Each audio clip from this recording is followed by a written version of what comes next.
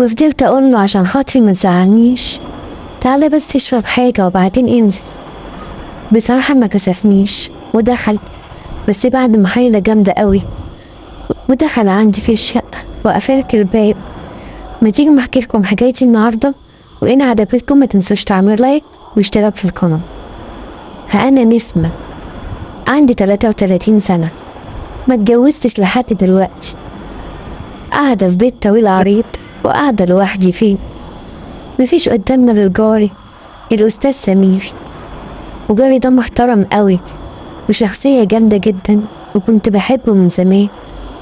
كنت ببص عليه وهو نازل وهو طالع، بس هو ما كانش بياخد باله، وأنا كنت بتمنى إن أنا أكون مراته، خصوصا إن هو متجوز وعنده ولدين وبنت. بس كان قمة في الأخلاق وإنسان محترم قوي.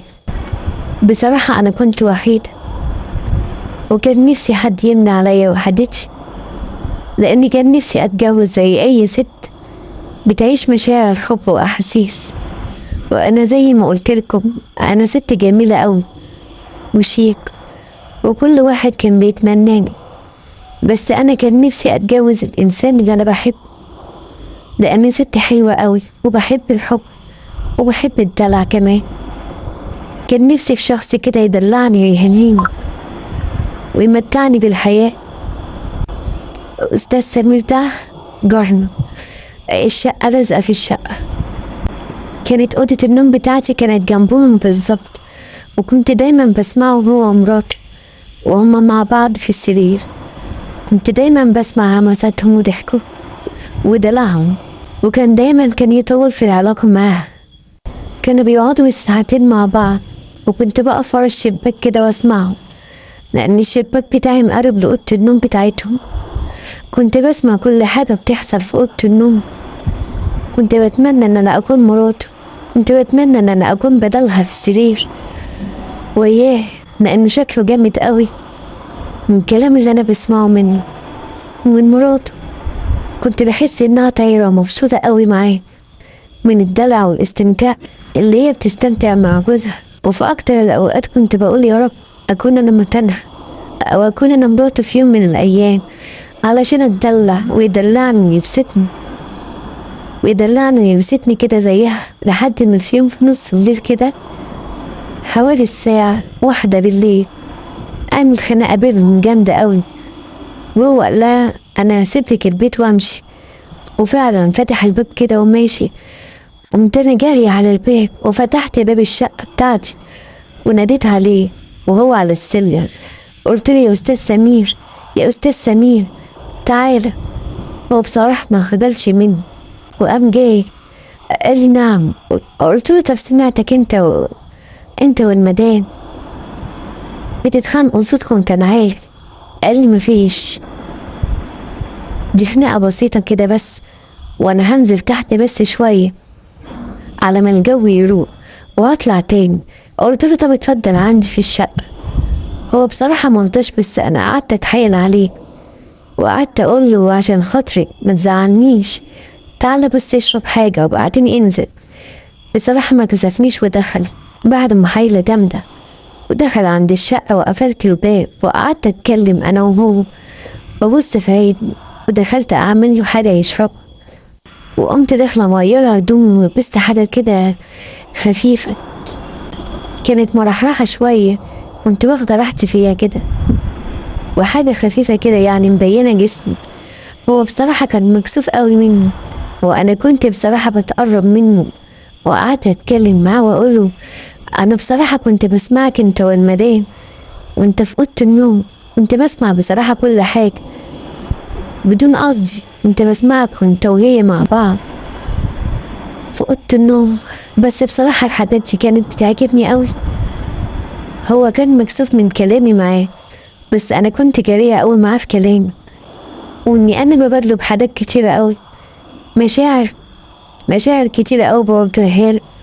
هو حس من كلامي بكده، حس اللي انا بحبه ومعجبة بيه. وكمان قلت له ان انا بتمنى ان انا اكون مراته، ودايما وانت مع مراتك في السرير كنت بتمنى ان انا اكون بدلها. هو بقى مكسوف من الكلام ده، وانا كنت بصراحة صريحة قوي معاه وبقيت اتكلم من غير كسوف. قربت منه كده وهو سلمني نفسه على طول وطلب مني ان هو يتجوزني، وانا وافقت دوري وقلت له وانا موافقة، بس هو كان شرطه ان هو يتجوزني في السر. وكان يعمل بقى حكة ان هو بيتخانق مع مراته ويجي عندي ويسيب لها البيت ويجي عندي يقضي اليوم معايا، وانا وافقت ان جوازني يبقى كده في السر. وفضلت عايشة معاه وبقيت مبسوطة قوي في العلاقة معاه. هو ما كانش في زيه. بقيت اقول ده انا كنت محرومة من حاجات كتير قوي بصراحة كان شديد قوي. كنا بنعمل في اليوم مرة او مرتين في الليلة، ممكن كمان كان بالنهار. هو كان انسان بمعنى الكلمة، وكان راجل بمعنى الرجولة. ما كانش حد زيه، وانا كنت مبسوطة معاه في العيشة دي، وكنت راضية ان احنا نتجوز في السر. ووافقت وعشت معاه، وعشت انا وهو اجمل ايام حياتي.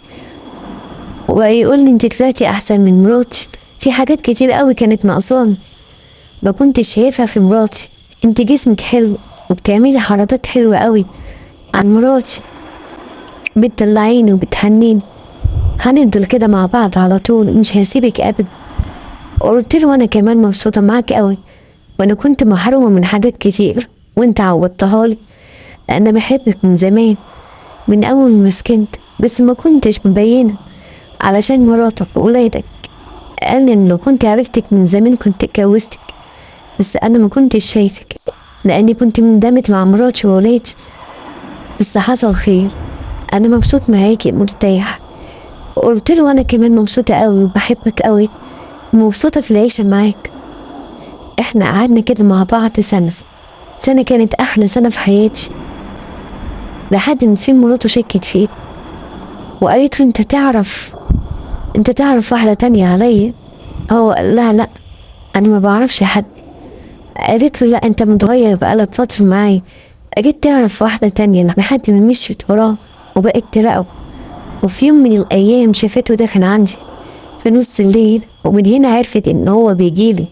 قعدت تخبط عليا في نص الليل وبقت تزعق وصوتها عالي، وفضحتني في القمار، وقالت لي يا خطفت الرجالة، مع اني كنت متجوزة على سنة الله ورسوله، بس هو العيب الوحيد اللي كان في السر. وقعدت تزعق تاني، وانا بقيت احاول ان انا اسكتها علشان ما تفهمش الجيران، وتفضحني وتفضحه. قالت لي عايزاني اسكت؟ لازم تسيبي العمارة وتبيعي الشقة وتسيبي العمارة وتمشي من هنا خالص وتتطلقي من جوزي، ده شرطي الوحيد علشان اسكت ولا علي صوتي وابضحك. بس انا محتارة دلوقتي. هي ادتني فرصة اسبوع عشان امشي من العمارة خالص واشوف سكن تاني، بس انا ما عملتش حاجة غلط. انا متجوزاه على سنة الله ورسوله، وانا بحبه وما اقدرش استغنى عنه، ومش عارفة اكمل حياتي ازاي من غيره. وهو كمان بيحبني بس علشان خاطر ولاده. بقى محتار يعمل ايه، يعيش معايا ولا يرجع لمراته ام عيانه. انا محتارة قوي ومحتارة اعمل ايه. يا ريت تقولولي في الكومنتات رأيكم، ولو عجبتكم حكايتنا ما تنسوش تعمل لايك واشتراك في القناة.